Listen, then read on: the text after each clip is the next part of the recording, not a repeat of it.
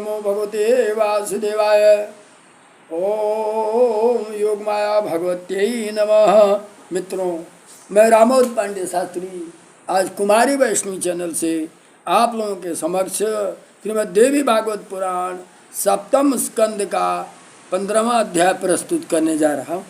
प्रस्तुत अध्याय में राजा हरिश्चंद्र के द्वारा प्रतिज्ञा पूर्ण न होने पर वरुण देव का क्रोधित होना तथा राजा को शाप देना कि तुम जलोदर ग्रस्त हो जाओ का विस्तृत वर्णन किया गया है। व्यासोवाच प्रवृत्ते सदने तस्य राज्ञः पुत्र महोत्सवे आजगाम तथा पाशी विप्रवेश धर शुभ। राजा हरिश्चंद्र को संतान पैदा हो गया और राज्य में चहल पहल मच गया, उत्सव मनाया जाने लगा। तब तक वरुण देवता वहाँ ब्राह्मण का रूप धारण करके पहुँच जाते हैं और कहते हैं, हे राजन, आपका कल्याण हो। मैं वरुण देव हूँ, मेरी बात सुनिए। हे राजन, आपको पुत्र प्राप्त हो गया है। अब आप संतानहीनता का दोष से समाप्त हैं।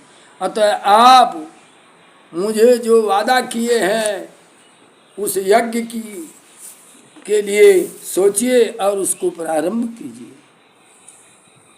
राजा की वचन को सुन करके यह अत्यंत दुखित होता है। सत्यम कुर्वचो राजा वो तो प्रोक्ता भवत पुरा बंध्यत्वम तु गतम ते अद्य वरदाने न में किल। मेरे वरदान के द्वारा आप संतान युक्त हो गए, आपका जो बंध्यापन है, संतानहीनता, वो दूर हो गया। वरुण की बात सुनकर राजा चिंतित हो जाते हैं। कमल के समान मुख वाले इस नवजात पुत्र का वध कैसे करूं, अर्थात इसे पशु बलि बनाकर यज्ञ कैसे करूं। किंतु स्वयं लोकपाल तथा पराक्रमी वरुण देव विप्रवेश में आए हुए हैं। अपने कल्याण की इच्छा रखने वाले व्यक्ति को देवताओं का अनादर कभी नहीं करना चाहिए। पुत्र स्नेह सुदुच्छेद्य सर्वथा प्राणी भी सदा किम करोसि कथम में स्यात् सुखम संतति संभवम। मनुष्य पुत्र मोह में फंसा रहता है और पुत्र मोह को त्यागना बड़ा कठिन होता है।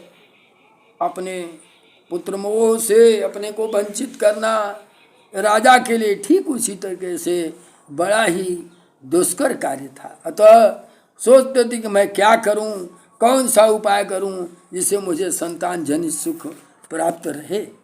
तब धैर्य धारण करके राजा हरिश्चंद्र ने वरुण देव को प्रणाम किया और कहा, विनम्रता पूर्वक कहा, राजन, इत देवम तवानुज्ञाम करोमि करुणानिधे वेदोक्तम विधानेन मखम च बहुदक्षिणम। हे देव, हे वरुण देव, वास्तव में पुरुष जो है, प्रसूतावस्था की महिलाएं जब प्रसूत बच्चे पैदा हो जाते हैं तो 1 महीने में शुद्ध होती हैं और पति 8 दिन में शुद्ध होता है। अतः शुद्धता के बाद ही, वेदोक्तियों के अनुसार शुद्धता के बाद ही यज्ञ की जाए। सर्वज्ञो असि प्रचेतस्त्वं धर्म जानासि शाश्वतः कृपां कुरुत्वं वारिश क्षमस्व परमेश्वर। हे वरुण देव, आप तो सर्वज्ञ हैं और सनातन धर्म को भलीभांति जानते हैं। हे वारिश, आप मुझ पर दया कीजिए। हे परमेश्वर, मुझे क्षमा कीजिए। इति युक्तास्तु प्रेचात् व्यासोवाच इति युक्तास्तु प्रचेतास्तां प्रत्युवाच जनाधिपः स्वस्ति अस्तु गमिष्यामि कुरु कार्याणि पार्थिव। राजा हरिश्चंद्र के यह कहने पर वरुण देव ने कहा, हे पृथ्वीपते, आपका कल्याण हो। अब मैं जा रहा हूँ। आप अपनी शुद्धिकरण जब कर लेंगे तो इसके बाद मैं आपके पास आऊँगा। जब आप अपने पुत्र का जातक कर्म, नामकरण आदि संस्कार करने के पश्चात भली भांति आप यज्ञ करने योग्य हो जाएंगे, उसी समय मैं आऊँगा। जलाधिपति वरुण देव मधुर वाणी में राजा हरिश्चंद्र से कह करके उस स्थान से अपने लोक को चल दिए। वरुण देव के चले जाने पर वेद ब्राह्मणों को घट जैसे बड़े बड़े धन वाली तथा स्वर्ण आभूषण से अलंकृत करोड़ों गायों, तिलकों और पर्वतों का दान राजा ने किया। राजा पुत्र सुखम दृष्ट्वा सुखम वापमहतरम नामास्य रोहिताश्चेति चकारम विधि पूर्वकम। राजा ने अपने उस पुत्र का नाम रोहित रखा, उसका नामकरण संस्कार किया और उसका नाम रोहित रखा। तत्पश्चात 1 मास बीतने पर वरुण देव ब्राह्मण का वेश धारण करके शीघ्र यज्ञ करो ऐसा बार बार कहते हुए पुनः राजा के घर आ गए।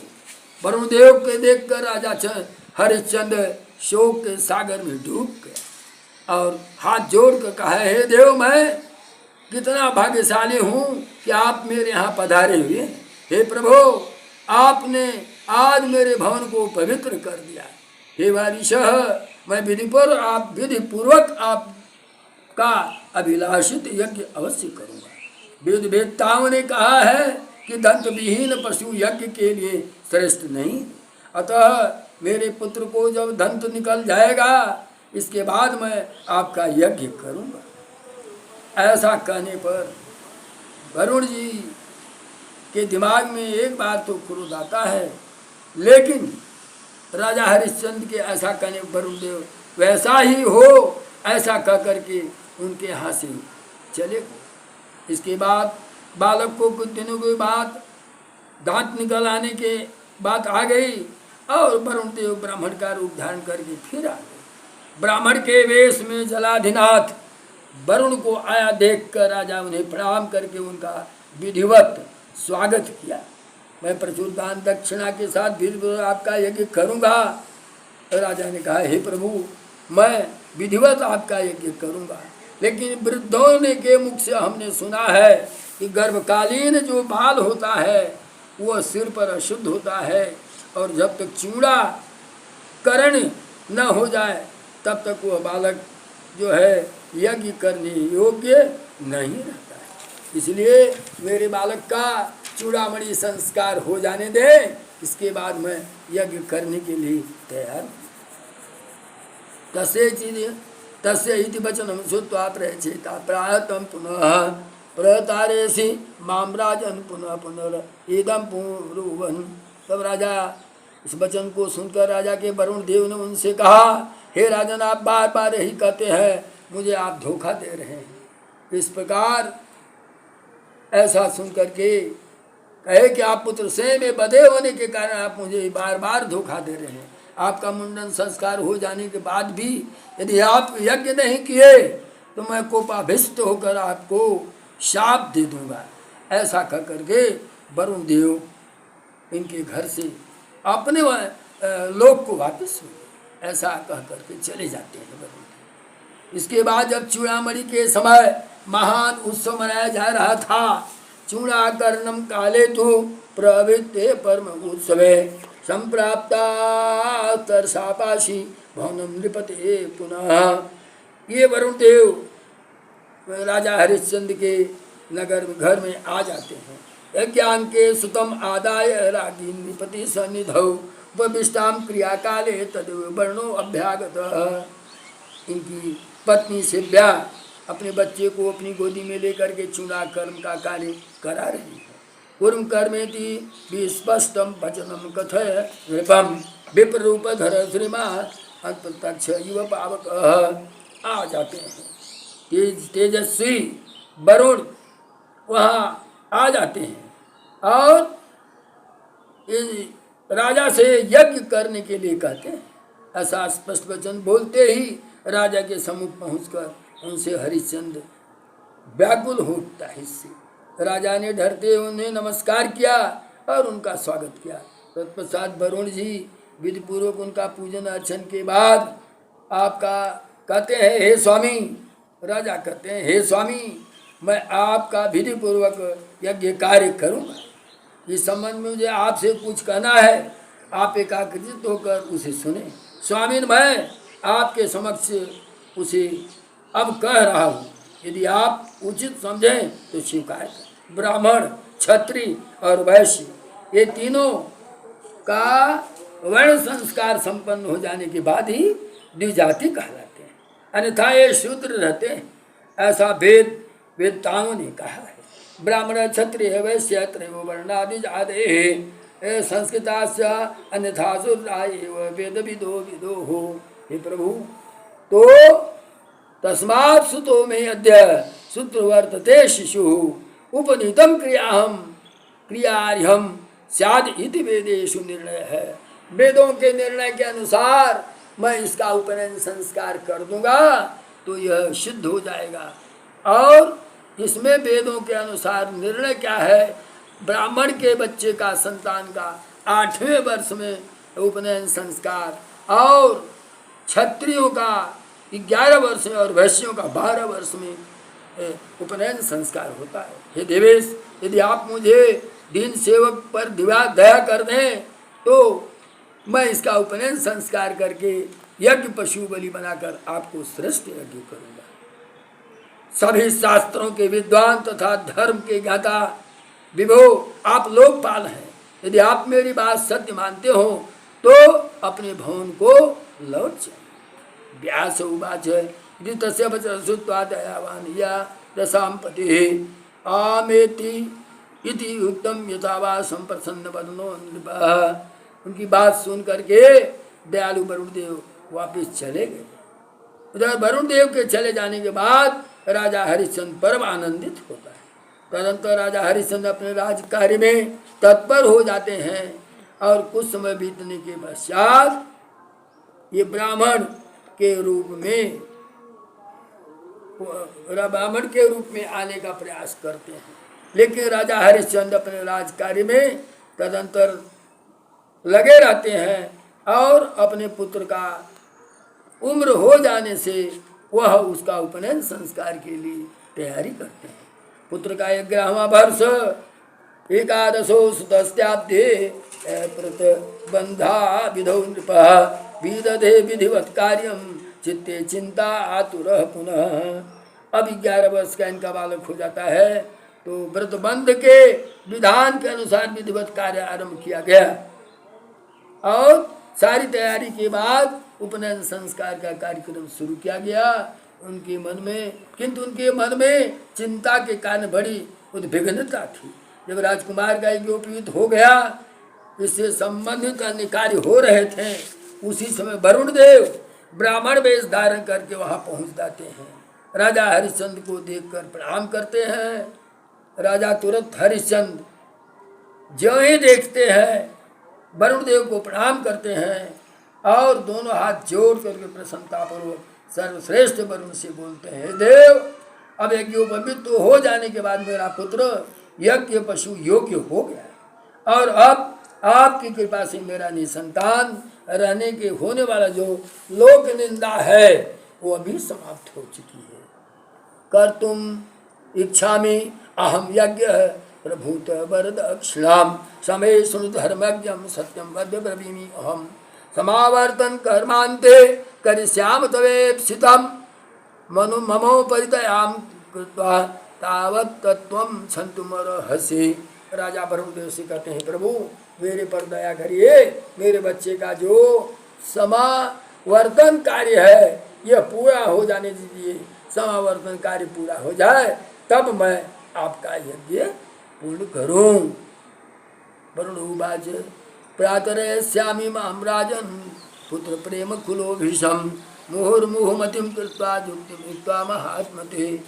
कहते हैं वरुण देव, हे राजन, आप पुत्र प्रेम में बधे हुए हैं, जिसके कारण युति संगति बुद्धि का प्रयोग करके मुझे धोखा देते चले जा रहे हैं। हे महाराज, आपकी बात मानकर आज मैं बिना कुछ कहे चला जा रहा हूँ, किंतु समावर्तन कर्म के बाद मैं आऊँगा और आपको मेरी यज्ञ करना। हे राजा, हरिश्चंद्र से यह कहकर तथा उस वरुण देव ने विदा लिया और अपने लोक को चले गए। परम प्रतिभाशाली राजकुमार रोहित बार बार वरुण देव को आते देखकर और यज्ञ संबंधी प्रतिज्ञा जानकर चिंतित उन्होंने राजा के शोक का कारण इधर उधर लोगों से पूछा। हे आयुष्मान जन्मेजय, वरुण देव के यज्ञ में होने वाले अपने वध की बात जानकर राजकुमार ने भाग जाने का निश्चय किया और मंत्री कुमारों से परामर्श करने के बाद दृढ़ निश्चय करके उस नगर से निकल पड़ा, वन की ओर चल पड़ा। पुत्र के चले जाने पर राजा बहुत दुखित होता है। राजकुमार को खोजने के उद्देश्य से अनेक दूत भेजते हैं। एवं गते अथ कालो बरुणात् तदगृहं गतः राजानं शोक संतप्तं कुर्यज्ञम् इति ब्रुवन् राजा प्रणम्य तम प्राह देव देव करोमि किं न जाने क्वापि पुत्रो में गतः तो अद्य भयाकुलः। वरुण देव आ जाते हैं। वरुण देव का सेवा सम्मान करते हुए राजा हरिश्चंद्र कहते हैं, हे प्रभु, मेरा पुत्र भय से व्याकुल होकर के कहीं भाग गया, अब मैं क्या करूं इस समय। हे राजा, तुम हमेशा कोई न कोई धोखेबाजी की बात करते हो और इस समय भी दैव योगात तुम धोखे की बात में हमें ले जा रहे हो। हे वरुण देव, मैंने अपने दूतों से पर्वतों की कंदराओं तथा मुनियों के आश्रमों सर्वत्र मैंने अपने पुत्र का तलाश किया है। आज्ञापय महाराज किम करुण गते सुते न ते दोषो अत्र सर्वज्ञ भाग्य दोष सर्वथा। हे वरुण देव, हे महाराज, मैं क्या करूं, ये सब तो भाग्य का दोष है, यह तो मैं इसमें कर ही क्या सकता हूँ, मेरे भाग्य का दोष मानने के सिवा। व्यास जी कहते हैं, जन्मेजय राजा की यह बात सुनकर वरुण देव अत्यंत कुपित हुए। राजा के द्वारा बार बार धोखा दिए जाने के कारण उन्होंने क्रोध पूर्वक शाप दे दिया। नृपते अहम त्वया अजस्मात् वत्सा च प्रवंचिकः तस्मात् जलोदरो व्याधि त्वां दुष्ट अति दारुणः। वरुण देव सीधे शाप देते हैं, हे राजन, आपने तरह तरह की बातें मुझे कहकर धोखा दिया है, इसलिए अत्यंत भयंकर जलोदर रोग से आपको पीड़ित होना है। वरुण देव के कुपित होकर इस प्रकार शाप देने पर राजा हरिश्चंद्र कष्टदायक जलोदर रोग से ग्रस्त हो गया। इस प्रकार राजा के शाप देकर पास धारण करने वाले वरुण देव अपने लोक को चले गए और राजा हरिश्चंद्र उस महाव्याधि से ग्रस्त होकर महान कष्ट को झेलने लगा। एवं सप्तान्पासी जगाम निज मास्पदम राजा प्राप्य महाव्याधिम बभूवातीव दुखितः। श्रीमद्देवी भागवते महापुराणे अष्टादशसहस्रस्यां संहितायां सप्तम स्कंदे हरिश्चंद्रस्य जलोदर व्याधि प्राप्ति वर्णनाम पंचदशोऽध्यायः। बोलो योग माया भगवती की जय।